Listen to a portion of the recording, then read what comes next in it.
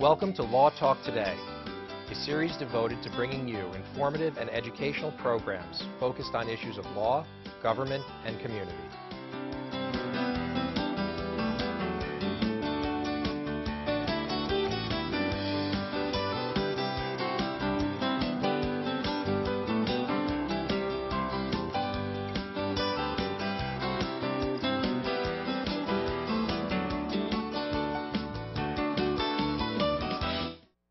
Hello, and welcome to Law Talk Today. I'm Dan Agatino, your host. Joining us in studio today is Mr. Robert Vinci, a private investigator. Rob, thanks for joining. How are you, Dan? It's good to see you. So, I want to start off by trying to introduce the audience to a little history of private investigation. Okay. Maybe your personal history, and in particular, how did you get started in this? Well, the way I got started in the business itself was actually having certain issues that happened to me personally, whereby the services that I got in return, whether it was a legal matter or something to that effect, was less than what I would consider either my standards or customary standards in the field. And that would include the investigation, the detail orientation of the cases that I was, involved in, and that kind of stuff. I started working with a couple of attorneys, and next thing I know, it just started to steamroll from there. So let me get some specifics, not of your personal cases, but somebody comes in and they need to hire a private investigator. They want to get some information on somebody else because it involves a case. Right. What's the first step? Well, the first step is to gather all the information that they know about whoever it is that they're looking into. And then, based on the way things are done today, it's a lot different than it used to be, because the information technology is so easily affordable and available to everybody. It's the click of a mouse. So a lot of it is, able to be retrieved, if you will, or found, using whatever resources are at your disposable. Income is possible or not. Some of them are free, but you also have the internet. So you could go online and you could do what's called data mining, right? You could find out a lot of information in a short period of time about individuals if you have maybe their correct spelling of their name, social security number, and a few other details. Well, it depends, but certain information is gatherable by that, but certain information isn't. It all depends on what that person's track history is. If somebody has had a lengthy history as a litigant, that's easily findable. If somebody has had a lengthy history... Let me interrupt you there with a lengthy history. Meaning, if this person has been in and out of the court systems, maybe if there's a slip and fall case, and this person has conducted, 50 attempts to sue a company for slipping and falling on their premises, you could find that out online or find it out as a private... Depending on how things are, you can actually find even if somebody's been in court once. It depends on how much you wanted to dig.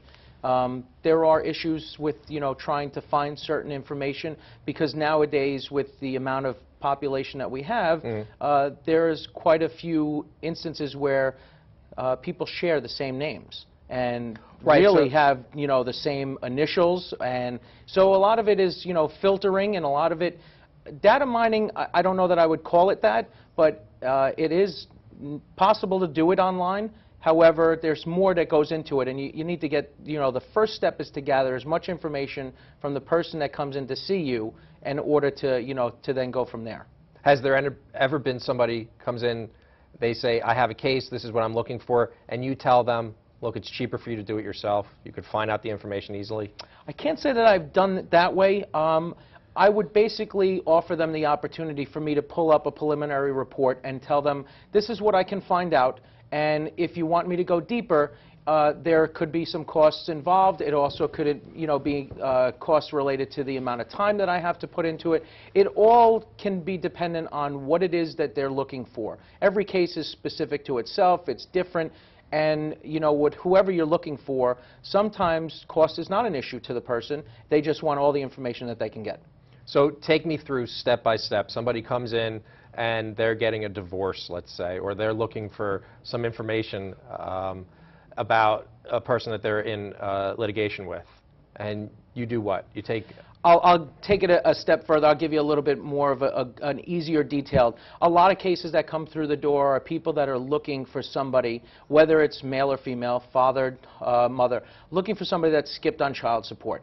And so you do what's called a skip trace. And you try to locate this person because now they've actually hiding themselves, not from just that person who they're obligated to pay child support to, but also from the court. The court can't find them, and the court doesn't expend the resources to actually send people out to do it. They have their own people, but they don't go out of their way to help the process of litigation from one party or the other, because the court has to be basically unbiased. They're not in the game to get involved, so to speak. And the same thing could be said for these family services, whether it's family court or the social service departments of your local community or anything like that. So you're basically up to yourself. If you don't have the information, you have to come to somebody like me, or you have to go and you have to track these people down yourself. So you start with that outline right there. And then what you have to do is you have to try to find them based on whatever information you have, whether it's family members, past phone numbers, and you can use all of those resources to try to locate where they're at. There are times where I have clients who think that the police officers who investigated crimes didn't do a complete job. And so have you ever had the opportunity to go backtrack and redo an investigation, not as a cop obviously, but as a private investigator, to see, well, maybe something was missed along the way? Well, a couple of years ago, and you're aware of this from our personal relationship, I had the privilege of working with the New Jersey Public Defender's Office, and there were a couple of cases on what's called post-conviction relief, where these inmates were actually asking for help with regard to having their sentences reduced based on the information that was gathered by the police and whatever plea deal or whatever sentencing they received at the time that they were found to be guilty. Going through a lot of those reports, there are a lot of missed details, for lack of a better way to put it, whereby one report from one police officer is different from another's, and there's contradicting evidence where that has never been presented to the court. And so you go back and you look at all this stuff, and it's very easily missed. And the one thing, getting back to your original question, I'll say is that unfortunately for the police, it's not their job to do the investigation. And a good example of that for you would be, you get into a car accident. Okay, a lot of people swear that no matter what happens, they're in a car accident, they refuse to move their cars because they want the police to come and determine who actually was at fault and who wasn't at fault. 9 times out of 10, that will not happen. The police will not put themselves out, and they will not make that determination on a police report unless the instance is such gross negligence on behalf of one of the offending drivers that they'll have to issue a ticket or a summons for whatever it is, whether it's running a red light, illegal left turn, illegal U-turn. But if there is something that takes place where there's 2 drivers and they're coming down the same road and one decides to go over the line of the other, they're not going to make that determination. You either have to figure out from, working with the insurance companies back and forth, or you've got to hire somebody like a private investigator to go out there and do an accident reconstruction, look at the damage to both cars, and basically assess, how did this accident really happen? Was one story not the truth? Was one story really the truth? And how does that work? So that brings up 3 things at least, because one, you said earlier, sometimes people have the same name, and that can get confusing. Yes. Here you're saying sometimes investigations miss important information, and then you're talking about accident reconstruction, and I suppose if we're moving from an accident to maybe a civil matter that involves financial accounting, you need forensic specialists who deal with finance. It seems like your job really needs to be done by someone who is detail-oriented. Is that right? I would definitely say that that is definitely how I am. Now, there are other guys in the business that are not so detail-oriented, and sometimes the expression is a blind squirrel finds an acorn, so to speak.